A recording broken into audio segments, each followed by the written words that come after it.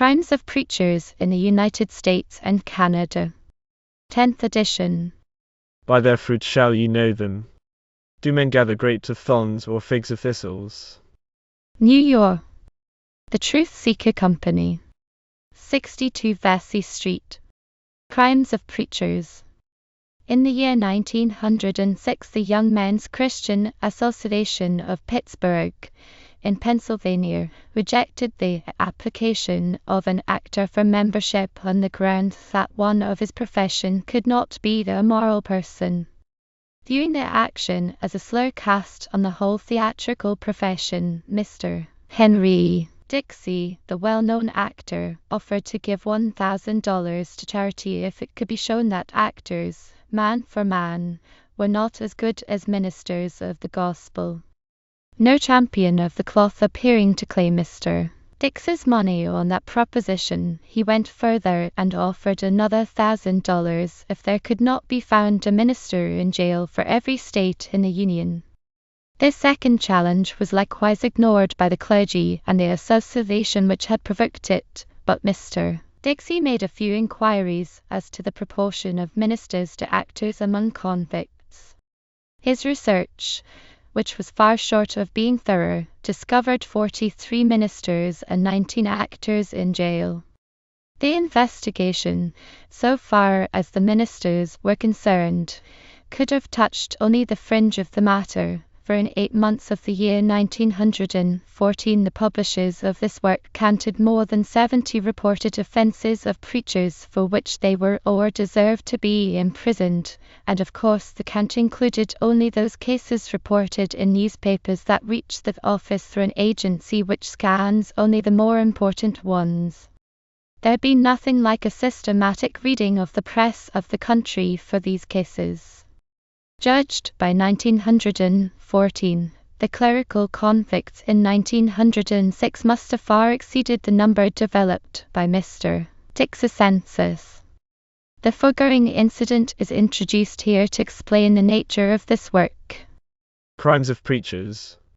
Which, like Mr. Dixie's challenge to the clergy in behalf of his profession, is the reply we have to make to the preachers in behalf of the unbelievers in their religion. The clergy are assumed to be the teachers and guardians of morality, and assert not only that belief in their astonishing creeds is necessary to an upright life, but, by implication, that a profession of faith is in a sense a guarantee of morality.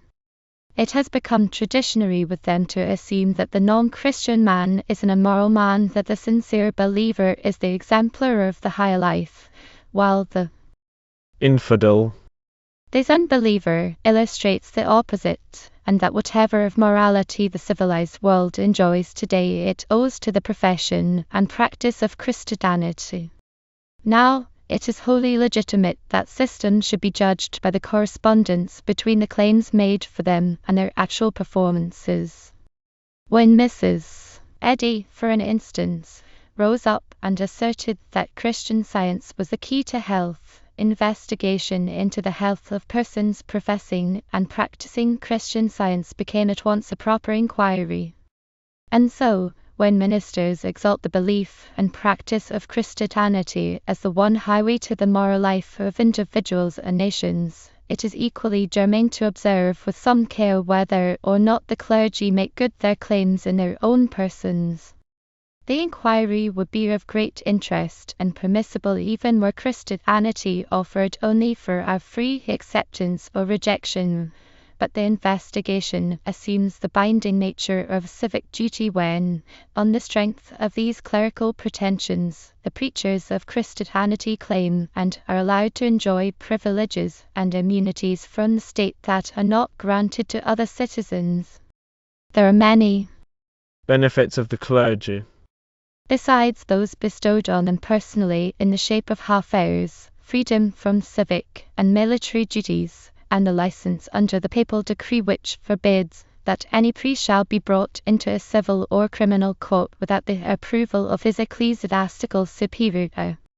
In the United States, church property valued at $1.5 billion escapes taxation on the plea that it is devoted to improving the morals of the community, and the ministers have a virtual monopoly of the first day of the week, commonly called Sunday, on the strength of the same unproved theory.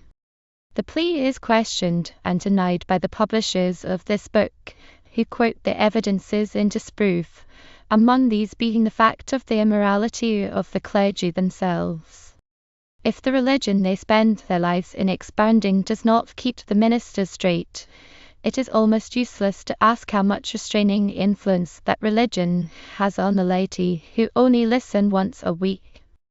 It is admitted that just as the upright life of a professed Christian is no evidence whatever of the truth of Christian doctrine and history, so the moral delinquency of a believer is no disproof of those things which it is necessary to accept in order to be orthodox.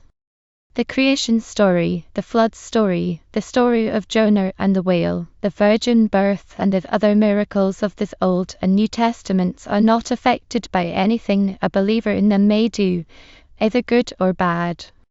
Therefore we have been asked of what value a list of the crimes of preachers can be to the cause of free thought and mental liberty. The reply, couched in the language of an editorial article in The Truth Seeker, is as follows. Christianity, as interpreted by its preachers, affirms a fundamental relation between belief and morals. It claims that its system of morals is revealed and perfect, and not only this, but also that good morals are out of the question unless we believe in the Christian religion. There are Christian ministers, and they are of the class who have the widest hearing, because they are sensational ones, who will tell you that unbelief is synonymous with immorality and that men are wicked because they are infidels, and are infidels because they are wicked. They argue that as religion cannot countenance anything that is wrong, the wrongdoer must justify his course by denying the authority of religion, and hence becomes an unbeliever in order that his creed may not conflict with his conduct. Who has not heard that infidels deny the existence of hell to relieve their minds of the uncertainty of going there when they die, and that they put the Bible aside because it will not permit their indulgences in sin, and that a reform in conduct will be accompanied by a renunciation of their infidelity, and a re-acceptance of religion and the Bible? The preachers who promulgate these principles often proceed from the general to the particular. Having asserted the correlation of unbelief with moral turpitude, they give pretended illustrative instances, and they do not seem to understand that the force of their argument is lessened by the fact that they are obliged to invent cases and to deal with imaginary characters. Some, of course, prefer to libel known and representative freethinkers instead of exercising the faculty of invention and defaming unbelievers who are pure myths. A list of ministers, guilty of crimes and immoralities, though of unimpeached orthodoxy, is the answer to this class of falsifying preachers, which any court must accept as historical and lawful evidence against the pretense that good conduct grows out of belief in Christianity. It shows that the varied apostles of that religion go wrong, that its ministers are profligate, and that in these the theory is condemned before we come to its mere lay exponents who less perfectly understand it. People have been taught so long that piety and morality are interchangeable terms, that they believe it without regard to the facts which demonstrate the contrary to be true. When an individual of reputed orthodoxy violates the moral law, they accuse him of being a hypocrite and set his religious professions down as mere outward pretense. But here the mental narrowness is shown, for the immoral person may be thoroughly sincere. The more firmly he believes, the stronger may be his confidence that no mere human weakness on his part can deprive him of the benefits of his religion. For according to the code we are all sinners, and the function of religion is not so much to keep us from personal sin as to save us from its natural consequences. One has fallen already in Adam and is therefore totally depraved, which is the limit of depravity. How then can his own sins count against him, when he cannot be depraved beyond totally? His concern is to escape the consequences of the fall, which is accomplished by accepting the Christian scheme of salvation. His own transgressions can be adjusted by prayer and repentance. He conceives of divine mercy as infinite. There is no reaching the end of it, hence with unlimited credit he may draw on his account whenever he feels sinfully disposed. It is unlikely, however, that the believer performs this mental operation before reaching a determination to do that which is wrong. Were he capable of analyzing the plan of salvation in that manner, he might doubt it. But he is like other men in the same environment, and, like them, when inclination prompts, he falls.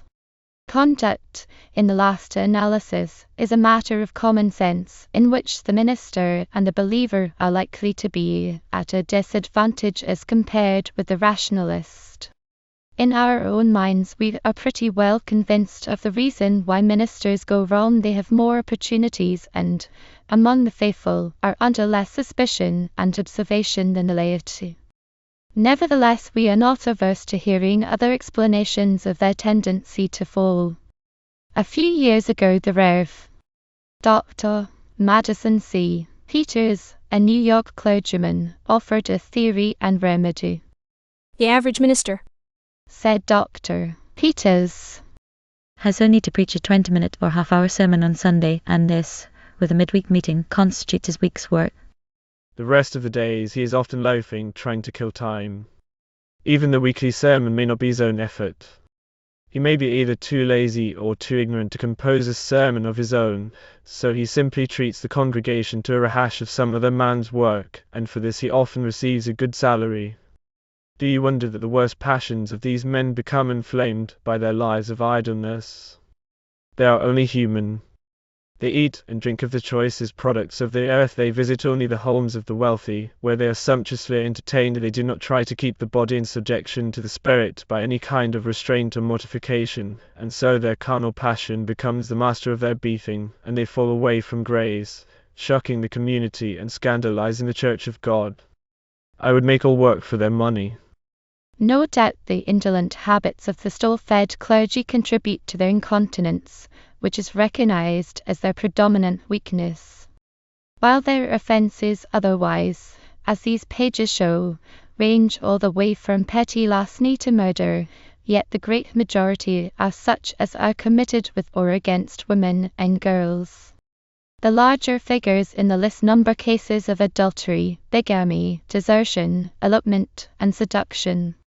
That the immorality of the clergy is recognized as a matter that needs explanation is shown by an article entitled Why Ministers Go Wrong, extracted from the Baptist Standard, Chicago, in which Orthodox Weekly it appeared in the latter part of the year 1913.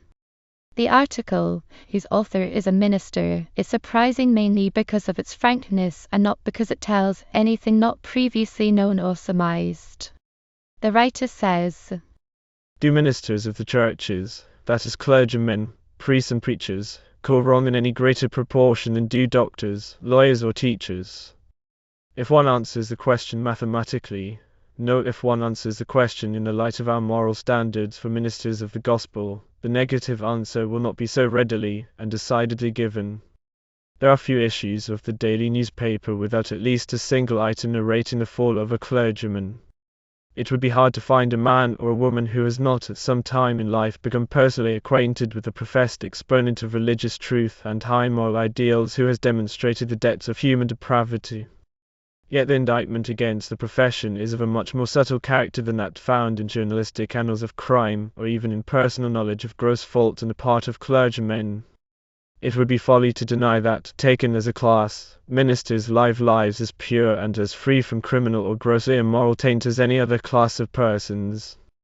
The indictment takes rather the form of a general impression, amounting almost to a conviction, that the minister does not have the clear-cut and high standards which the business world demands. Businessmen feel that there is something about the cloth that makes it swear a doubtful proposition when it comes to square dealing between men. A prominent lawyer in Chicago said, only the other day, I dread seeking a clergyman into my office. I do not want his business. He does not have the commercial honor of the man of affairs. He went on to give instances of ministers who disregarded their business obligations and even ignored the sanctity of the oath at the bar of justice. It is a well-known fact among houses accustomed to extend credit that ministers are the slowest to pay and the most difficult from whom to collect. In the smaller towns it would be difficult to find a grocer without an uncollected account against some minister who had left the place. Over 5 years ago such a preacher boasted in his farewell sermon that all his bills were paid in the village, and he owed not any man. He should have said that he had paid not any man, and some of his bills are still unpaid. A charitable organization in Chicago allowed a minister in a village nearby to become indebted to it. He promised to pay the small account at a certain date, but a year from that time, although many letters had been written, the bill was unpaid. No was settlement made until this prominent minister on a good salary was sent to sight draft for the amount. A struggling professor in an eastern city consented to pick out a few books for a preacher upstate and to have them charged to his own account, being assured that payment would be made at once. The books were sent, but the cash never was forthcoming, and after a lengthy correspondence, in which many excuses were offered, the professor had to count his loss as the price he had paid for a lesson in trusting the cloth. Such evidence could be extended indefinitely. The facts back of it, with the many other instances of which these few are but slightly indicative, have produced the decided opinion in the business world that the minister is unreliable, and that the ministry does not stand of necessity for admirable manliness. There are many exceptions. The manly, foursquare ministers are the more noticeable because they are exceptional. There are still more ministers who are warmly admired by their congregations, but they are admired rather for professional traits and pulpit graces than for the rugged virtues that count on the street and in the store and office. On the whole, men of honor feel that today it is no honor to be entitled reverend. Their average man looks somewhat askance at the clergyman. Perhaps this is nowhere better illustrated than when a minister leaves his profession and desires to enter business. He finds there a strong prejudice against his past. It is regarded as unfitting him for work. When such a man goes into an office, experience shows that he is likely to lack the qualities that make for trustworthiness in details in the individual and for harmony in a large force of employees. Now, if the business of the minister is to teach the people how to live, he ought at least to know how to do it himself. His principles are valueless if they will not stand aware of daily life. Is the trouble with the teachings, with the message, or is it with the man himself? The first reason ministers go wrong is because they are men. They are not angels, they are not the reincarnated ideal saints that the sisters and the sisterly brethren like to think they are. Because they are men, they have human frailties. But, while it does account for the fact that ministers steal and break the express commandments the same as other men, it does not account for the fact that they are held below par in commercial esteem. As a profession, the ministry seems to offer a premium on the pretender, the impostor, the hypocrite. So long as there are the intentional pretenders and the unconscious hypocrites in the church, they will enjoy the ministry of the pretender and hypocrite. So long as the churches say, "Is nothing either good or ill but seeming makes it so," the man who can succeed in fooling the people with appearances of virtues, with saintly air and pious phrase, will be the man who reaches the top of his profession. Then no mortal being can stand for long the fawning and adulation which the preacher is likely to receive, especially from foolish and emotional women. He is sure to come to believe that he is a superior being, one who either can do no wrong or can do only right. Steady feeding on flattery unfits him for sound counsel regarding his shortcomings. He gets into the habit of judging his own actions, not by any undeviating principles, but by the measure of praise they receive. There are peculiar temptations incident to the work of any man who appears to weak minds as a demigod on occasions, whose work makes unusual demands on his nerve forces, and who is obliged to work almost exclusively with women. There is not only the temptation to license in personal virtue coupled with opportunity in pastoral visitation, there is the tendency to conformity to feminine standards, so that the man becomes womanly and usually a poor kind of an old woman at that. Mere preaching puts a tremendous strain on a man's moral fibre. It is the habitual statement of duties and ideals which the preacher knows he does not reach and do. It is the expression of the phrases of character, not necessarily accompanied with their expression in living and doing. It results in the mental habit of considering a duty done as soon as it is declared. It exhausts the moral impetus in phrases. It makes the man act the lie. Intellectual dishonesty results from habitual standing as a special pleader, as a defender of ground which has not been honestly, candidly examined. The preacher seldom goes back to the evidence, he argues from the conclusions of others. He stands as an authority in that in which he frequently has made no original, unprejudicial examination. Intellectual dishonesty comes as a result of cowardice in regard to the declaration of his own honest convictions. He is perhaps unconsciously persuaded to teach what the Church teaches rather than what he would teach if he gave himself a chance to think. Creeds may be small matters after all, but the teaching of a creed in which we do not believe is no small matter in its effects on the teacher. There are many potent reasons for fearing a heresy trial. Often the thought of his children's hungry mouths and bare backs is one reason. It is a good deal easier to admire the men who went to the stake for a conviction than it is to follow them. The truth is, no minister who is honest with himself and who declares what he fully believes will have any reason to fear. The Church may cast him out, but he will find 1,000 voices and hearts to echo to any honest truth in his own. Often the preacher is so dead sure that his motive is right, that he does not stop to examine sufficiently his method. He wants to save souls, and if he can do it, as it seems to him, by crooked means more quickly than by straight ones, then he takes the crooked way. He wants to build a church if he can build it quicker by misrepresentation, by double-dealing, by beating anyone. He thinks only of the church, and that overweighs any other consideration. Take the matter of ministers and others, too lying in the stories and illustrations they tell. We have all heard preachers tell as happening to them some incident which we read when we were boys, perhaps before they were born. The man is so carried away with desire to impress the truth on you that he consents to lie to make the illustration more personal and forceful. That makes it none the less a lie, but after he has told it that way a few times, he forgets that it is a lie. One of the principal reasons for the disrespect in which the preacher is often regarded by the business world lies in the shamefully unbusinesslike manner in which the preacher has been treated in regard to compensation for his work. If his work is worthless, why not say so and tell him to get out and do something worthwhile? If it is worth doing, then he ought to be paid sufficient for a living without being compelled to become a cadger and a pauper. The old donation party may have had a good beginning, but it has had a bad effect on the minister's character. Add to the moral results of being compelled to digest frozen potatoes, wooden turnips, and other donation specimens, the experience of being forced into the attitude, at least annually, of a beggar, and one will begin to appreciate the difficulty the preacher has in maintaining his self-respect. When one makes it hard for a man to respect himself, how long is one likely to respect him? When a man in the pulpit is dependent for his daily bread on the tolerance and goodwill of the man in the pew, when he feels that he may get butter on his bread or even a little cake now and then if he can only get in the good graces of that smug old sinner sitting down there, it is easy to see how he has been tempted to fawn on him, how he has been tempted to speak of the old humbug's robbery of the widow and the orphan as one of the achievements of modern commerce and civilization. It has always been hard hitting the devil over the back if you are feeding his belly. The preacher in the country, and in the old days, could get along very well between the neighbourly gifts he received and the produce of his little farm or garden when these were added to his small salary. But when, without increase of salary, that same man is placed in the city in our days of swollen prices for necessities, he is hard put to keep out of debt and remain honest in the ministry.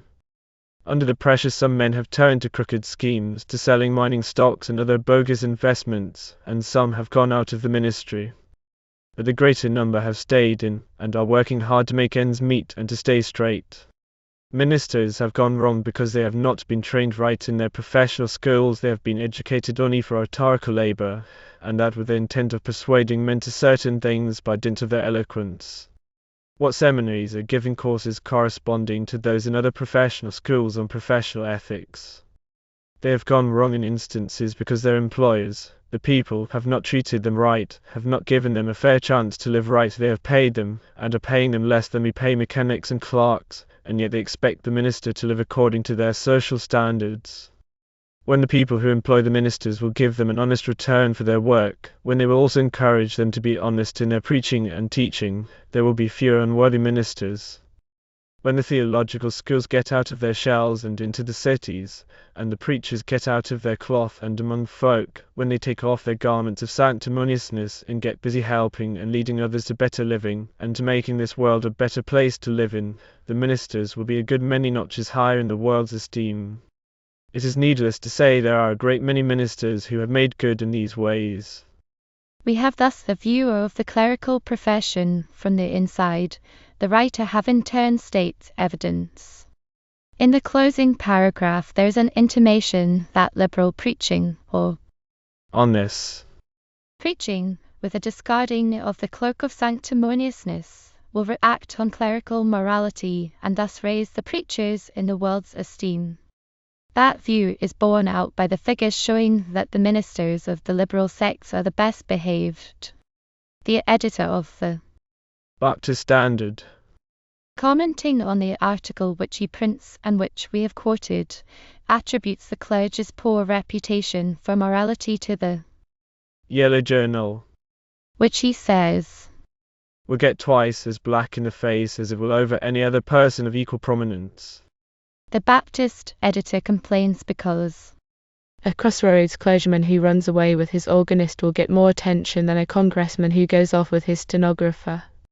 The senile philanderings of a former United States senator did not get a front-page position so often as did a comparatively obscure clergyman who a few years ago failed to get gold out of seawater, but did get it out of the purses of customers who thought they had a good thing. Why? The answer throws a flood of light upon the question at issue. Because out of tens of thousands of ministers, all of them working under the obvious limitations and temptations to which the article makes reference, those who go wrong are so few that, when such instances occur, they are played up because they are news. When a lawyer or a physician or a bank president or a commercial traveller is found with a broken fragment of the seventh commandment on his person, it is no news, at least relatively speaking, and it is given an inside page. This is an unconscious tribute of the sensational press to the high estimate in which the clerical profession is in general held. the theory of the religious editor might account for the notoriety given a delinquent minister, but no amount of publicity could create the fact of his delinquence. He has to run off with his organist before the Yellow Journal chronicles the event. And if more publicity is given him than is received by the lawyer, physician, and bank president when the facts come out, the notoriety in known cases is more than offset by the secrecy preserved by the minister's congregation and friends in 9 cases out of 10, so that the papers never get hold of the matter at all. But the defense based on extraordinary notoriety breaks down when we remember that the preacher who wrote the article we reproduce does not depend on the press for his knowledge of the clerical character. He has first-hand information of his own, and makes the assertion, moreover, that It would be hard to find a man or a woman who has not at some time in life become personally acquainted with a professed exponent of religious truth and high moral ideals who has demonstrated the depths of human depravity. this may or may not be an exaggeration. It agrees, however, with the testimony of purchasers of the previous editions of this pamphlet. We generally fail to find in its pages certain cases of clerical depravity they have individually met. And we do not suppose that one act of immorality in 1,000 committed by clergymen is ever known to anyone but himself. Not regarding ministers as worse than other men in this respect, we may yet reasonably conclude that they practice the customary male reserve, and therefore are no more given to relating all the incidents of their lives the only way such incidents could become known than members of the laity. The indictment really is not against the ministers as men, it is against their religion and their profession. There is so close a relation between religious emotion and what is called desire, that scientific men have written treatises and books on the correlation of religion and lust. The more fervent the preacher is Godward, the more ardent is he womanward, and piety works the same way with the sisters. Our preacher who has turned state's evidence blames among other things the pastoral visit and the emotional women who place temptation before the man of God. He is concerned only with the minister, but the minister is as often a tempter as a victim. He improves the opportunities the pastoral visit affords, and makes a share of the advances. It may be that only men with that mental honesty, men who are willing to profess to believe and to teach what they feel is false, are entering the ministry. In that case the worst is to be expected, and their conduct is accounted for by their lack of principle. The Standards. contributor offers the novel excuse that the minister uses up so much of his virtue in phrasing and uttering moral precepts that he has no strength left for applying them. The proposition is worth the notice of the churches, for if true it means that the vocation of a preacher to vitalizes a man of his moral stamina. The religious editor and his contributor disagree on an important point. The editor holds that the fuss made over one minister who goes wrong with his organist is a tribute to the high estimate in which the profession is held. On the other hand, the contributor represents that most ministers are moral skates, and that any high estimate the profession enjoys is due to the few decent exceptions. The distinction is vital. The orthodox religious standards to which a minister is supposed to measure up are admittedly responsible for much moral laxity.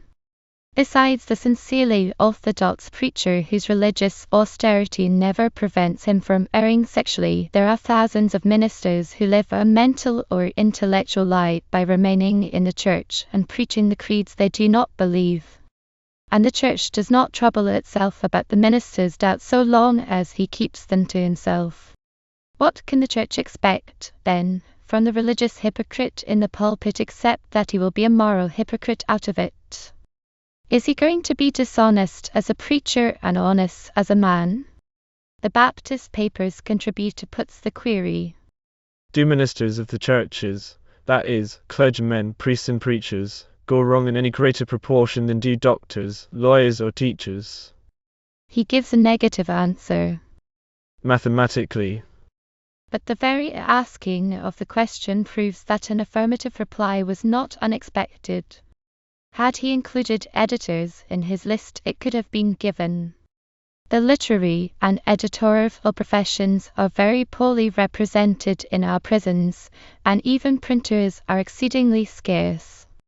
This compilation, periodically revised and enlarged, has been before the public in its 9 successive editions since 1881, as is stated in one of its prefaces, and considering that its information is based on newspaper reports, the number of corrections demanded by the ministers whose names are herein enrolled is small. The following is the only threat of action with which the publishers have been menaced. We follow the style of the clerical gentleman who writes Luffno, 5-12/1905. The Truth Seeker Co. No. 28 Lafayette Place, New York, N.Y. Sirs, I notice you have published a book the title of which is Crimes of Preachers in U.S. and Canada, in which you have the name of Shelter of McClough. Now, sirs, if the copies of that book is not called in and destroyed, and its publication seized at once, and the same notice being given in your paper so published by your co. Inside of 20 days, action will be taken against you immediately for blackmailing. The above name used by you is the untruth. Trusting to hear from you early. Yours, J. Shelter. Mr. J. Shelter heard from the publishers early, but not only did he fail to keep up the correspondence, but apparently abandoned altogether his contemplated action. The charge against the Rev.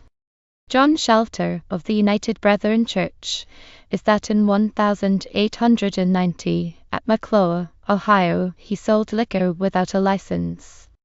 All we can gather from his apparent denial is that the name used by us is not the true one. However, he does not take the trouble to correct it. Another correction was personally solicited. In the 9th edition appeared an entry condensed from the following newspaper clipping, dated at a Connecticut town. If the Rev. The minister who eloped with Mrs. of, and who is being sued for divorce by his wife on the ground of intolerable cruelty, had been publicly drummed out, his expulsion from the Methodist Church could not have been more emphatic and humiliating. This afternoon, after more than an hour's debate in executive session, the New York East Conference of the Methodist Church voted, practically unanimously, to allow him to withdraw under complaints. Our entry, above mentioned, concerning this preacher, recorded Eloped with a married woman, cruelty to wife, expelled from the ministry. The entry should now be Personally appeared before us the reverend gentleman whose name is suppressed, and requested the removal of the aforesaid entry, on the ground that there was no elopement. While acceding to the request, we have the feeling that with his name left out, the book does not quite justify its title. The preacher whom the New York East Conference of the Methodist Church got rid of in the emphatic and humiliating manner described by the clipping is now a Presbyterian clergyman and Doctor of Divinity. The names of more deserving men are very likely retained, for the gentleman showed himself so lacking in loyalty to his class that he voluntarily gave information regarding other Methodist ministers, including a well-known editor, which could have been used to their hurt. An act of favoritism on our part which we might prefer to commit would be in the case of the Reverend President of a Southern college who came to Philadelphia for some unremembered purpose, and was found dead in the house of a woman with whom he had made an assignation. This book would be kinder to his family than were the public prints at the time of the tragedy if it would do any good to the survivors. One toward whom we have not felt that any especial consideration is due is a minister of Jamestown, N.Y., who disappeared from a steamer on the Sound in circumstances pointing to suicide, leaving with his effects a note in which he said, "Let not those insane babblers or infidels get hold of this for their miserable, God-dishonouring yearly book on the crimes of preachers." We cannot see that it dishonours God to print what God permits his preachers to do. The man in this case wished his wife and relatives to regard him as dead because he had another woman in view, and was shortly found living with her in Albany. Some amusing uses have been made of this volume. In 1909, opponents of a bill before the legislature of California cited, to its prejudice, the fact that members of the clerical profession were against its passage. The gentleman who appeared before the legislative committee in behalf of the bill offered this list of reverend delinquents and inquired whether these were included among the ministers whose opposition was allowed to weigh with the committee.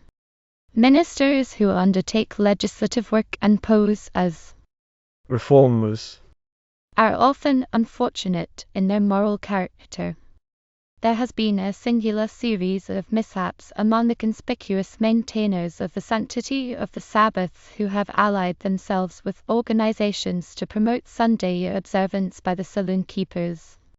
The following list of them gathered in a single state is taken from a Detroit newspaper called Truth. In 1905, the Rev. R. D. Malone, superintendent of the Grand Traverse District, arrested for licentious conduct, fled the state, now an employee of Minnesota League. The Rev. George Culp, League orator, Grand Rapids, arrested for adultery. The Rev. Ralph Baldwin, League in Saginaw, fled after being exposed in a liaison with a Detroit woman. The Rev. John M. Wright, an organizer and orator for the League from Muskegon, proven guilty of perjury in a divorce case. The Rev.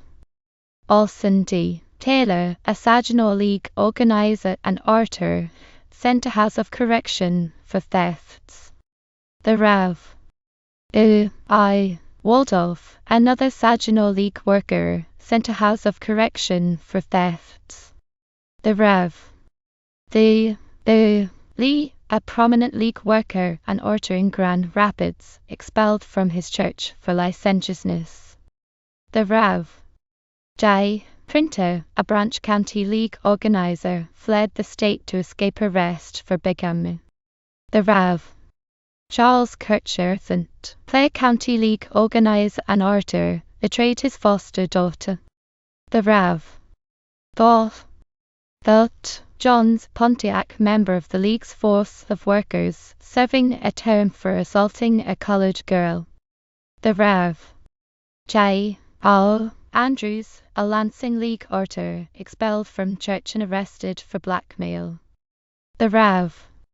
S. A. Northrop, one of the League's most gifted orators at Owasso, expelled from his church for undue intimacy with women of the congregation. The Rev. John Smith, a Grand Rapids League orator and ardent supporter, eloped with one of the women of his church. The Rev. Dr. J. The Holiday Manistee County organizer expelled from his church for swindling. The Rev. William P. Squires, Bay City organizer and orator for the League, expelled from his church for falsehood and swindling. The Rev. A. The Marshall from Amboy, Hillsdale County, League worker and orator at coroner, expelled from church for licentiousness. There have been a number of clerical reformers in the East whose records cannot be cited to their advantage. One went against the Sabbath breakers in Brooklyn, was arrested for blackmail and forfeited his bond.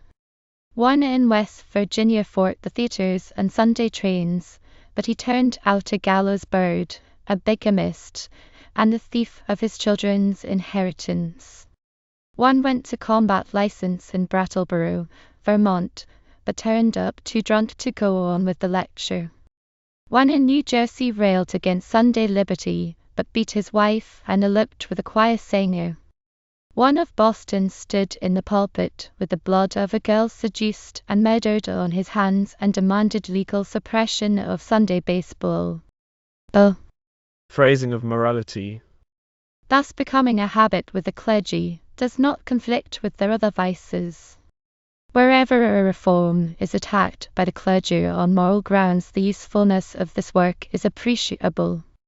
In Pittsburgh, Parr, the secretary of a socialist group, was debating with a prominent Presbyterian minister when the preacher incautiously asserted that socialism would break up the home, and paraded the horrible example of a socialist professor who had been divorced by his wife.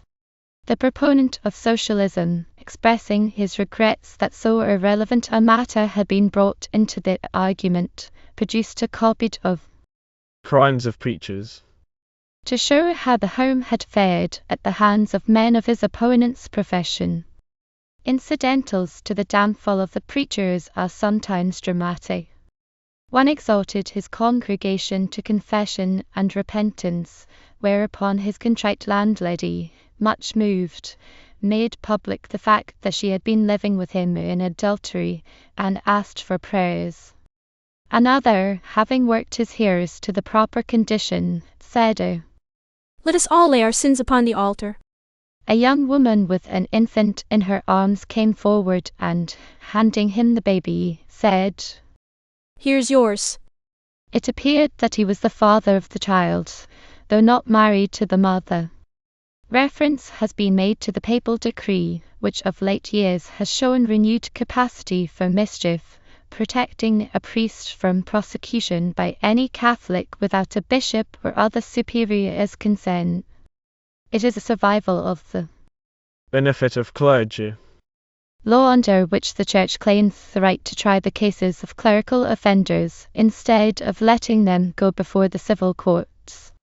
The working of this decree was illustrated in New York recently when a priest attempted an immoral act with an 8 or 10-year-old girl.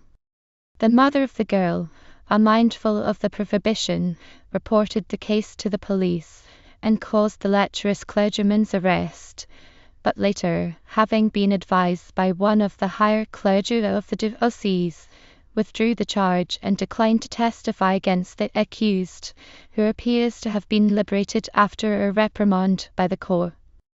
It must be obvious that with this rule in force, all but the most serious offences of the Catholic clergy will escape public notice. When in 1913 the murder of Anna Ormler had been traced to the Rev. Hans Schmidt, a priest of a New York church, the police arrested and the courts convicted the reverend criminal, yet the Rev. Hans Schmidt had committed other crimes previous to this, and was known by his Catholic acquaintances to be a man of a moral life. He enjoyed, however, the benefit of clergy, and was protected by it from the exposure that would have come earlier but for the Catholic ban on scandal, and that would not have come at all but for his sensational crime. With this wall of secrecy thrown about the priestly life, we know not what immoralities and crimes take place among the clergy and never come to light.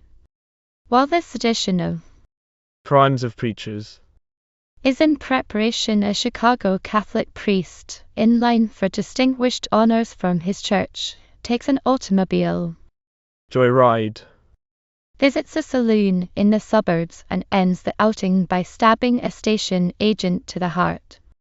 The published offenses of the priests are such, usually, as in the nature of things cannot be covered up. For them there is no such offense as conduct unbecoming a priest, carrying the penalty of deposition and exposure.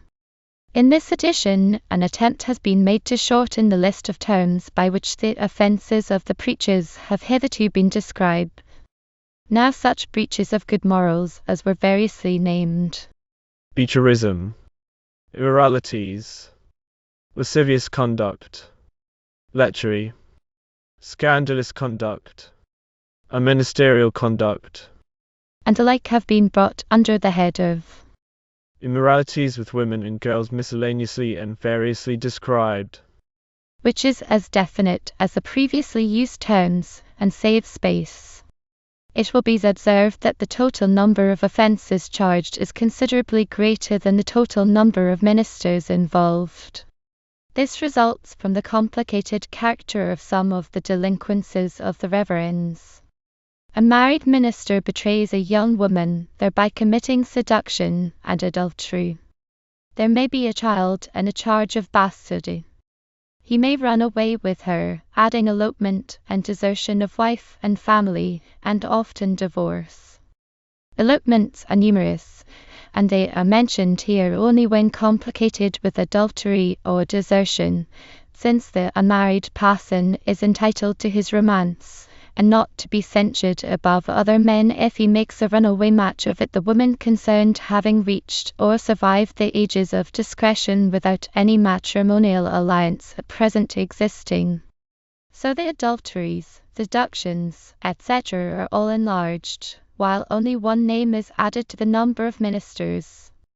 In only about 2/3 of the cases are the denominations of the clerical lawbreakers known, a detail being often omitted by rural reporters or correspondents in whom the new sense is but imperfectly developed. The instances in which the communion is applied give the Methodists first place, Baptists second, and Catholics third. The number of each is not disproportionate to the total number of clergy of the given denominations. Nothing appears to show that there is any great disparity between sects or between Protestants and Catholics in point of morality.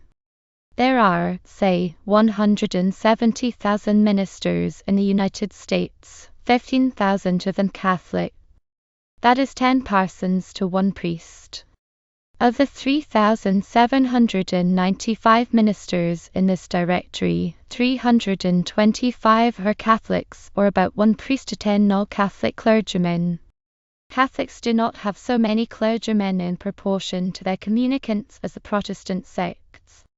With them 1 priest has to serve 1,000 adherents, provided they have the 16 million communicants they claim, while the Baptists, with less than 6 million communicants, have nearly 43,000 ministers, and the Methodists, with 7 million members, report upwards of 41,000 ministers.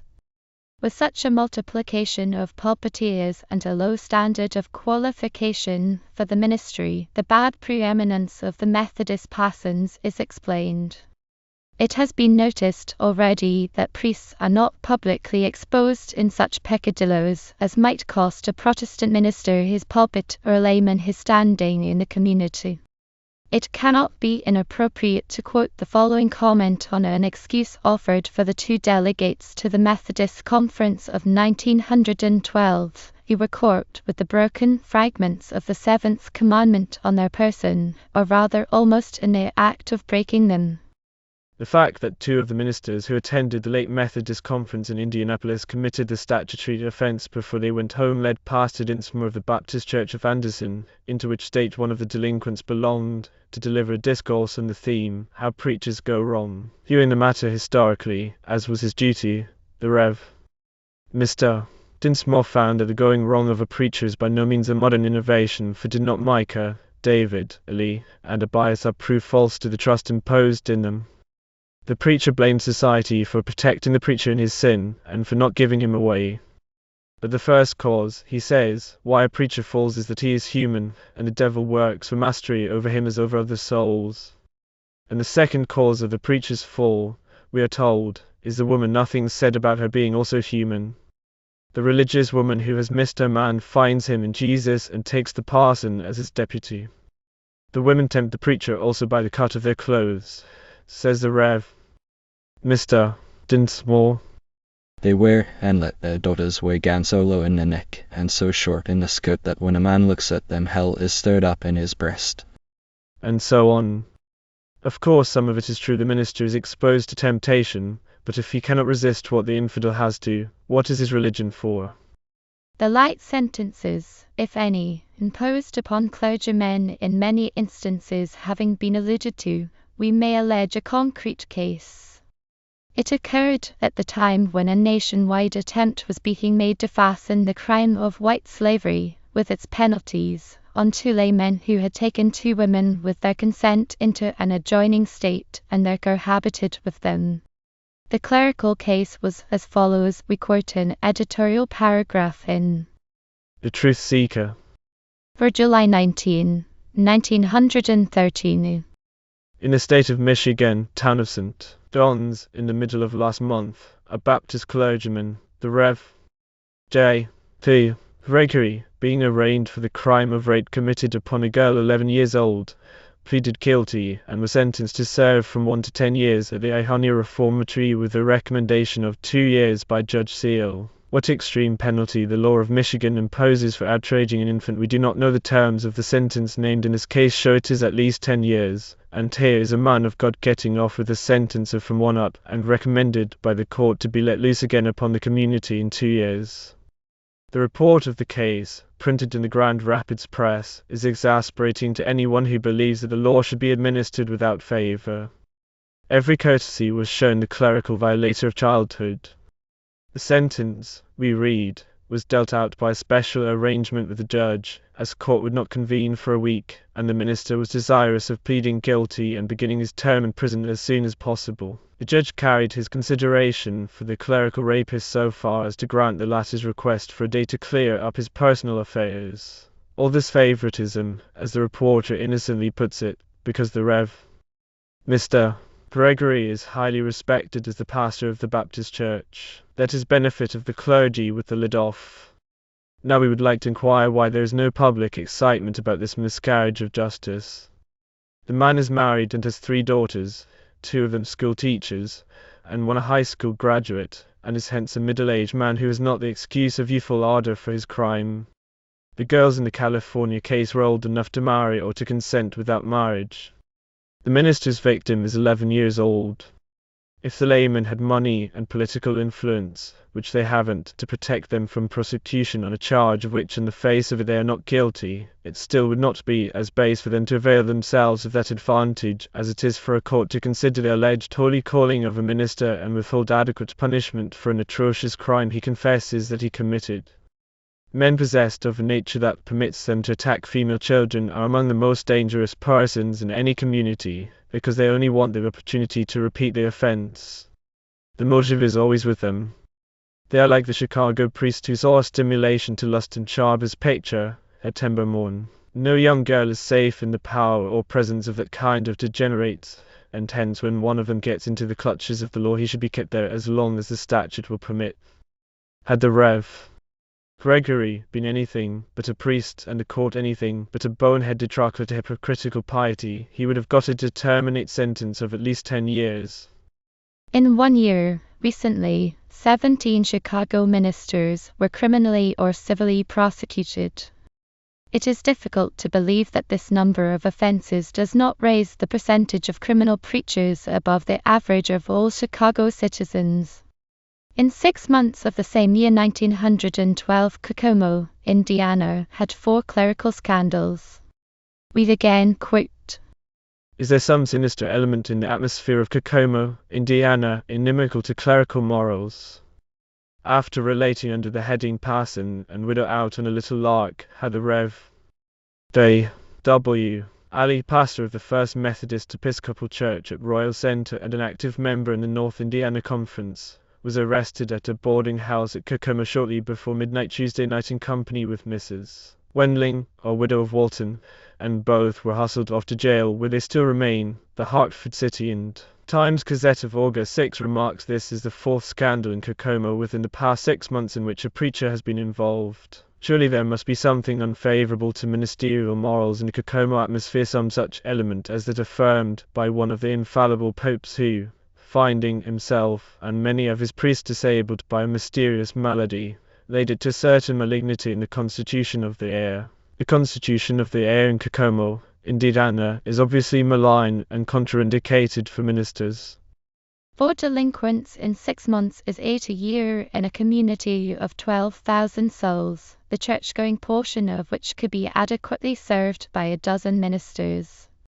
It would be interesting, if practicable, to compare the morality of the American clergy with that of other countries, but the data are meager. Here, however, is an informing paragraph retained from a previous edition of this book.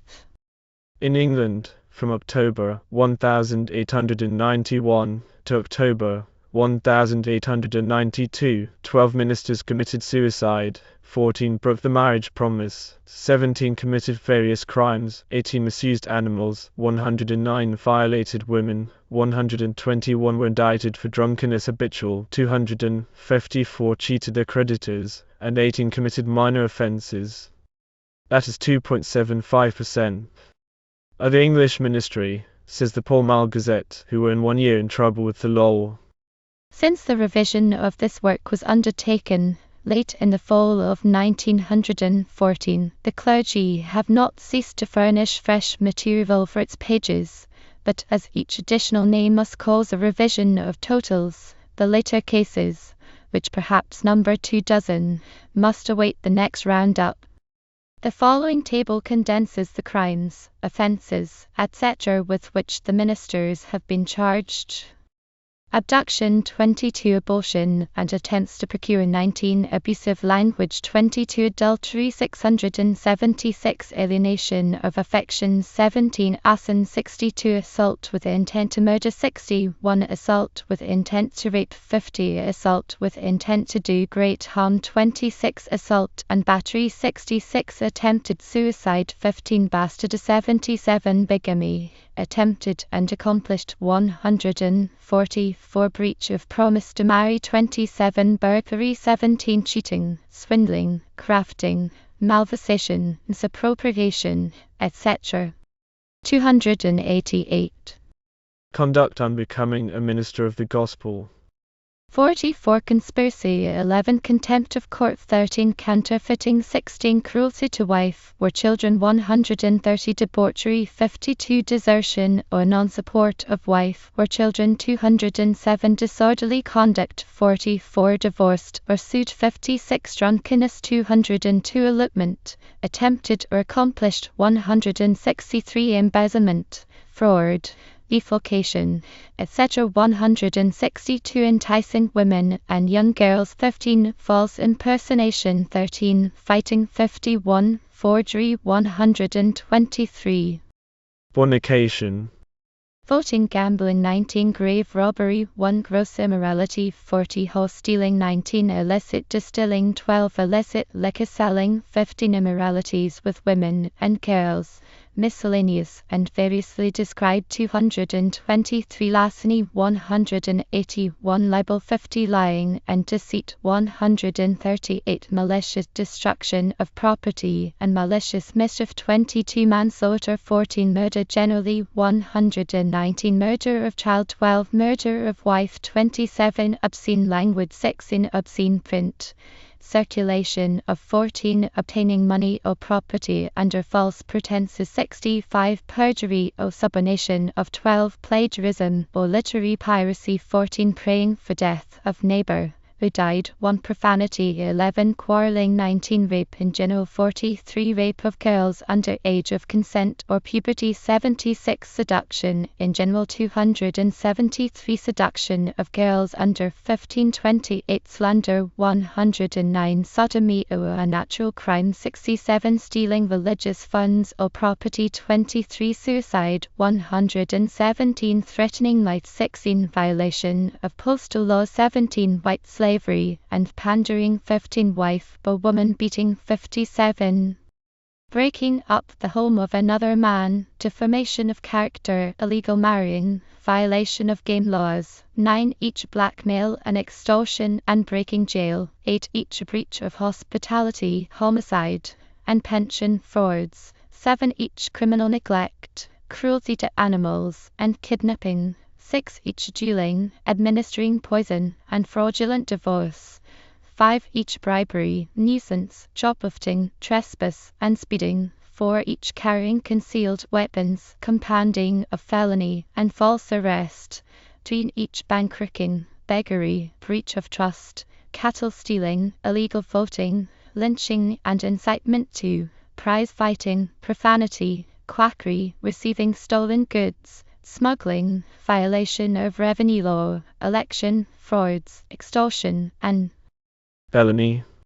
2 each assisting prisoner to escape, attempted train wrecking, coercion of the dying, criminal carelessness, cruelty to prisoners, desertion from the army, dynamiting, illegal practice of medicine, illicit manufacture of cigars, keeping disorderly house, lottery running, malicious prosecution, mutilating public records, praying for death of neighbor who died, selling vote and influence, slaveholding by a missionary, teaching boys to steal, vagrancy, violation of articles of war, violation of drug law, violation of Sunday law, jury fixing, undue influence, Corrupting morals of young girl.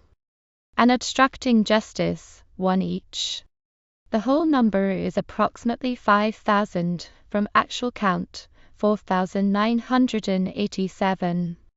Denomination of ministers so far as known: Methodist 728, Baptist 492, Catholic 325, Presbyterian 187, Episcopalian 164, Evangelist 136, Congregational 120, Christian or Campbellite 101, Lutheran 100, United Brethren 38, Jewish 18, Adventist 17, Reformed 16, Holiness 12, Church of God 8, Disciples 9, Missionary 8, Dunkard 7, Greek Catholic 7, Universalist 7, Church of Christ 6, Sanctificationist 5, Unitarian 5, Mennonite 4, Friend Quaker 3, Mormon 3, Armenian 2, Independent 2, Moravian 2, Pentecost 2, Millennialist 2.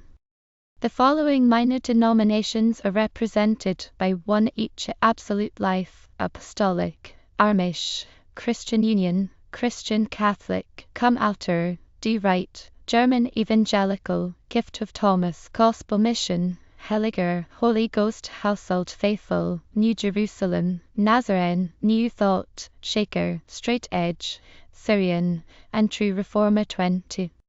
The whole number of ministers whose names are recorded here is 3,795. Their denomination is given in 2,556 cases and known in 1,239. In explanation of the varying typographical arrangement of dates, names, etc., and of faults of pagination, it may be said that the older portions of the book, covering cases occurring prior to 1899, have been left as they formerly stood, except that the periodical comments and recapitulations accompanying fresh editions have been eliminated, and the available matter thrown into the general introduction to the volume.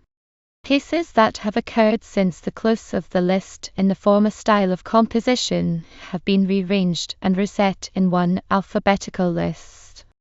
The book, then, contains 6 alphabetical lists, beginning, in the first part, on page 10 circa 1875-81, page 50 to 1883, page 102 to 1893, page 125 to 1895, page 140 to 1898, page 139, part 2 to 1914.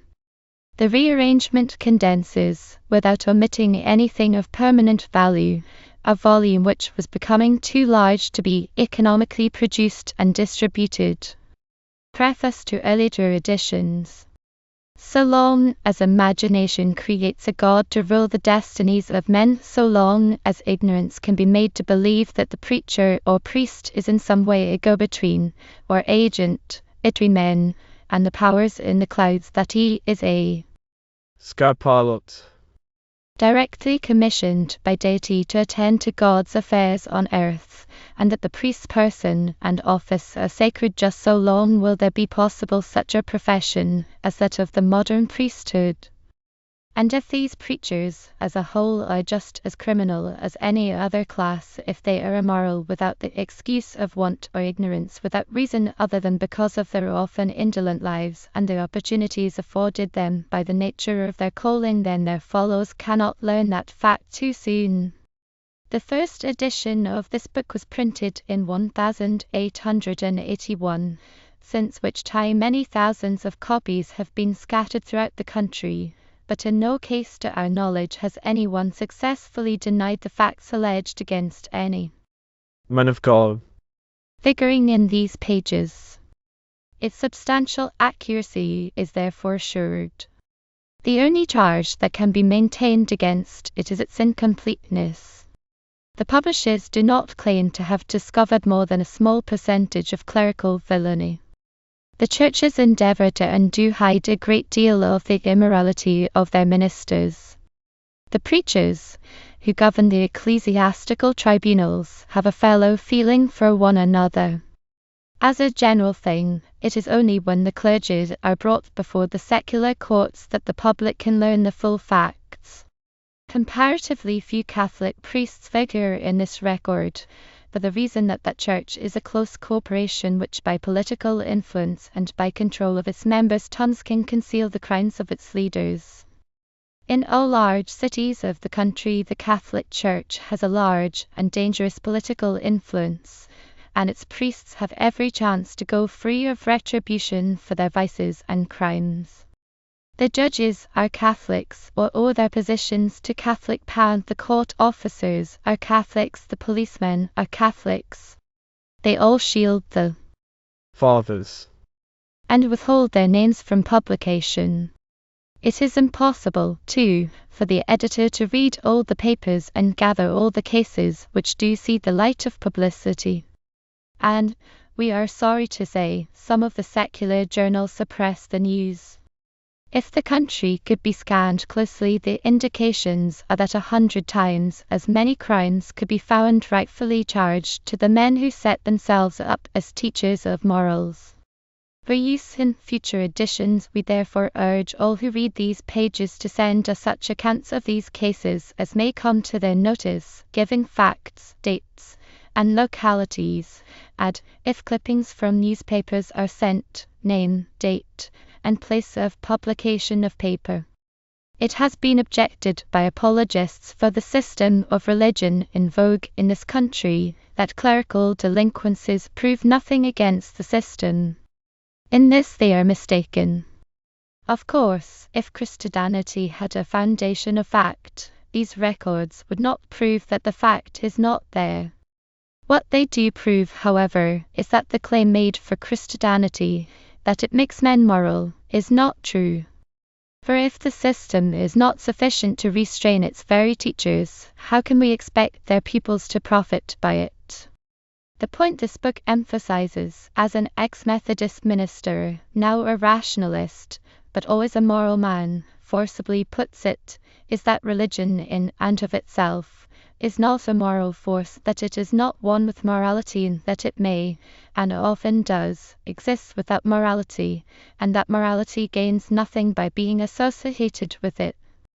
In proportion to their numbers, it is believed, more ministers than members of any other profession are guilty of crimes and vices. A large portion of the crimes are against women or with women. This, perhaps, is not strange when one considers the institution of pastoral visits. While men are away from home attending to their duties in life, the minister is roving about, pretendedly looking after the welfare of his flock, but really making calls upon the women who most attract him. What the confessional is to the Roman Catholic Church, such is the pastoral visit to the Protestant Church. Women should not attend the one or receive the other except in the presence of their fathers or husbands.